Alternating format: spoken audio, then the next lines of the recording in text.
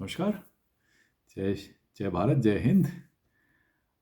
Mister Modi 400 पार का चुनावी नारा लगा रहे हैं और बहुत ही सुगबुगाहट है। कुछ लोग कहते हैं कि ये भी 150 पार नहीं करेगी और कुछ लोग कह रहे हैं कि ये 400 पार कर जाएंगे।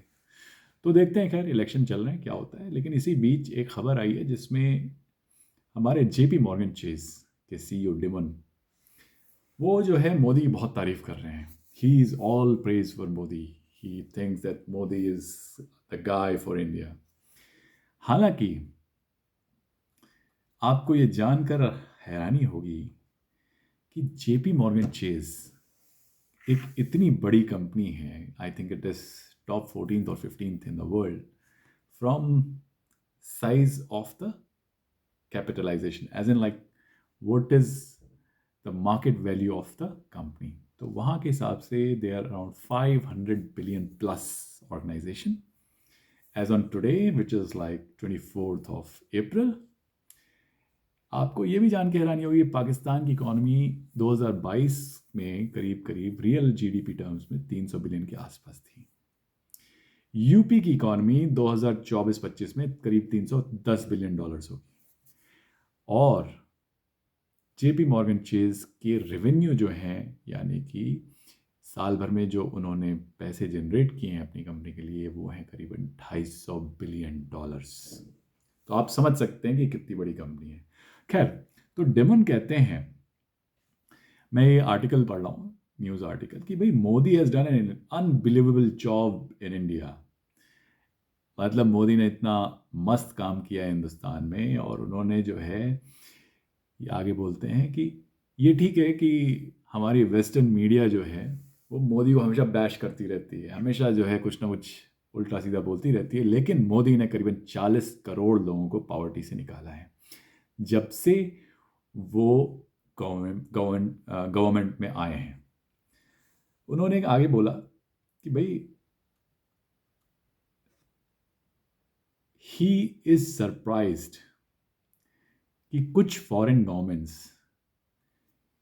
पीएम मोदी को इतना क्रिटिसाइज करती हैं for their climate change, labour laws and human rights. लेकिन आप जो है ये समझिए कि जो कंट्री अभी उस पायदान पे नहीं खड़ी है जहाँ पे वो अपने सभी 140 करोड़ लोगों को अच्छे से खाना खिलाए या अच्छे से उनका ख्याल रख सके, बेसिक एम्यूनिटीज़ उनके पास हों, वो अभी से क्लाइमेट चेंज के बारे में क्यों करेगी काम? और क्यों करना चाहिए? क्योंकि वेस्टर्न कंट्रीज़ ने तो क्लाइमेट ख़राब करने में सबसे ज़्यादा अपना योगदान दिया है। तो आप ये भाषण उसको क्यों दे रहे हैं जिसका योगदान तो अभी शुरू हुआ है? या फिर आप, मैं एक तरीके से कह रहा हूँ, योगदान अभी शुरू हुआ है कि जिसने इंडस्ट्रियलाइजेशन अब शुरू किया है और उसका contribution to the place where we are right now is negligible. तो ये कहना ऐसे लोगों से कि भाई आप क्लाइमेट चेंज में क्यों नहीं हमारा साथ दे रहे हैं, ये बहुत ही सरप्राइजिंग फैक्ट है उनके लिए। आगे बोलते हैं कि they have open bank accounts. तो वो मोदी की अचीवमेंट्स के बारे में बात कर रहे हैं कि भाई उन्होंने 70 करोड़ बैंक अकाउंट खोल दिए, डायरेक्ट बेनिफिट ट्रांसफ़र कर दिया, आधार जैसी स्पेशल आईडी कार्ड और यूनिक आईडी कार्ड को उन्होंने इम्प्लीमेंट किया, जिसके बेसिस पे आज की बहुत सारे ट्रांजैक्शंस और बहुत सारी डायरेक्ट बेनिफिट्स जो है जनता को मिल रहे हैं। और इतना कुछ करना, ब्यूरोक्रेसी में इतने चेंजेस लाने के लिए एक किसी टफ आदमी का होना बहुत ज़रूरी है, और वो है मोदी। तो वो मोदी की बहुत तारीफ कर रहे हैं। खैर, इसके साथ ही अब मैं आपके सामने एक क्वेश्चन रखता हूँ।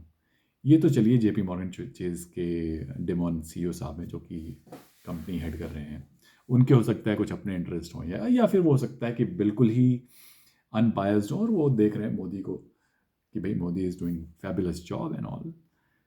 और उसके बावजूद कल को अगर मोदी नहीं आते तो शायद इनको प्रॉब्लम हो सकती है इंडिया में।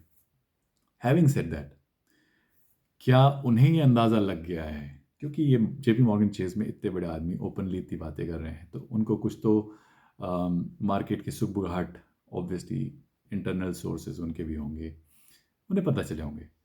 तो क्या उन्हें पता चल गया है कि मोदी फिर से 400 पार कर रहे हैं, या फिर it is just that he is playing on expectations कि इस बार भी मोदी आएंगे because of the narrative that he has viewed on television and all.